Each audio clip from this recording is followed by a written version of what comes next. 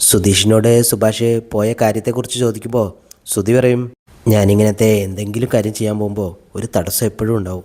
ഫ്രണ്ടിനെ തൻ്റെ അതേ അവസ്ഥയിൽ കണ്ട കഥകളൊക്കെ പറയാണ്.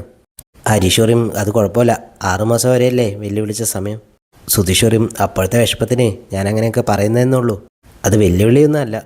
ഹരീഷ് പറയും, സുധീഷ് ചേട്ടൻ നോക്കിക്കോ, ഇത് പറയാൻ ഒരു കറക്റ്റ് സിറ്റുവേഷൻ നിങ്ങൾക്ക് വീണ് കിട്ടും, നോക്കിക്കോ. അത് കേൾക്കുമ്പോൾ സുധീഷിന് ചെറിയൊരു സമാധാനം തോന്നും. സുഭാഷ് പറയും, നീ വാ, നമുക്ക് കിച്ചണിൽ പോയിട്ട് എന്തെങ്കിലും കഴിക്കാം. സുധീഷ് ആദ്യം വേണ്ടെന്നൊക്കെ പറയും. സുഭാഷ് നിർബന്ധിക്കുമ്പോൾ സുധീഷ് പിന്നാലെ പോവാണ്. നികേഷ് വയറിൽ തടവിയിട്ട് വിശക്കുന്നുണ്ടോ എന്ന് ചോദിക്കും. ഹരീഷ് പറയും, കുറച്ച് നേരത്തെ അല്ലടാ കഴിച്ചത്, കിടന്നുറങ്ങാൻ നോക്കടാ. രാവിലെ നികേഷ് നിധിയോട് പറയും, പോവല്ലേ. നിധി പറയും, നീ പോയിക്കോ, ഞാൻ ഇന്ന് ലേറ്റ് ആയിട്ടേ വരൂ, കോടതി പോകാനുണ്ട്. ഇത് കേൾക്കുമ്പോൾ ഹരീഷ് സുധീഷിനെ സമാധാനിപ്പിക്കാൻ നോക്കുമെങ്കിലും സുധീഷ് പറയും, വേണ്ട, നീ പോയിക്കോ.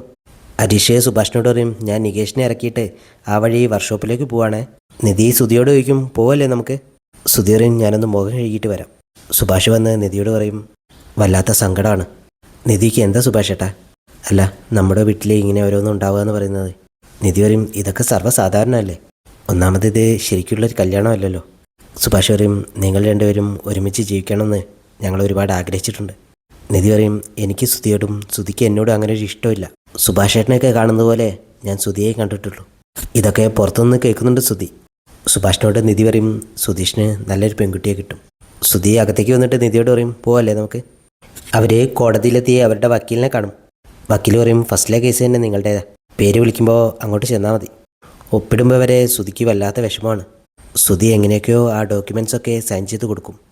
കോടതിയിൽ നിന്ന് കല്യാണം കഴിഞ്ഞിട്ട് എത്ര നാളായെന്ന് ചോദിക്കുമ്പോൾ നിധി പറയും, 5 മാസം. ലവ് മാരേജ് ആണോ? സുധി പറയും, അതെ. പിരിയാനുള്ള കാരണം എന്താണെന്ന് ചോദിക്കുമ്പോൾ നിധി പറയും, എനിക്ക് ഇയാളെ ഇഷ്ടമല്ല. കോടതി അവർക്ക് വേണ്ടി കൗൺസിലിംഗ് നിർദ്ദേശിക്കുകയാണ്. പുറത്തിറങ്ങുമ്പോൾ വക്കീൽ പറയും, കൗൺസിലിംഗ് ഉണ്ടാവുമെന്ന് എനിക്കറിയായിരുന്നു, ഇതൊരു ഫോർമാലിറ്റിയാണ്, അവിടെ ഡിവോഴ്സ് വേണമെന്ന് തറപ്പിച്ചങ്ങ് പറഞ്ഞാൽ മതി. അവർ കൗൺസിലിങ്ങിന് വേണ്ടി പുറത്ത് വെയിറ്റ് ചെയ്യണം. അവരെ അകത്തേക്ക് വിളിച്ച് സംസാരിക്കും. കാര്യങ്ങൾ ചോദിക്കുമ്പോൾ നിധി ഡിവോഴ്സ് വേണമെന്നല്ലാതെ മറ്റൊന്നും വിട്ട് പറയുന്നില്ല. സുധീഷിനോട് പുറത്ത് നിൽക്കാൻ പറയും. നിധിയോട് ഒറ്റയ്ക്ക് സംസാരിച്ച് നോക്കൂ. അപ്പോഴും നിധി ഡിവോഴ്സ് വേണമെന്നല്ലാതെ കാര്യങ്ങളൊന്നും പറയുന്നില്ല. നിധിയോട് പറയും, ഹസ്ബൻഡിനോടൊന്ന് വരാൻ പറയൂ. സുധിയോട് വയ്ക്കുമ്പോൾ സുധി പറയും, എനിക്ക് ഡിവോഴ്സ് വേണമെന്ന് താല്പര്യമില്ല, അവൾക്കാണ് നിർബന്ധം. നിധിയെ കൂടെ അകത്തേക്ക് വിളിക്കുകയാണ്. അവരോടായിട്ട് പറയും, ഇനിയും സമയമുണ്ട്, നിങ്ങൾ കുറച്ചു കാലം കൂടെ ഒന്നിച്ച് ജീവിച്ചു നോക്ക്, നിങ്ങൾക്ക് രണ്ടുപേർക്കും ചെറിയ പ്രായമല്ലേ. നിധി പറയും, എത്ര കാലം ഒരുമിച്ച് ജീവിച്ചിട്ടും കാര്യമില്ല, ഞങ്ങൾക്ക് എന്തായാലും ഡിവോഴ്സ് വേണം. നിധിയുടെ സ്റ്റാൻഡിൽ നിന്ന് 1 ഇഞ്ച് മാറുന്നില്ല. സുധീഷിനാണെങ്കിൽ ഒന്നും പറയാനും കഴിയുന്നില്ല.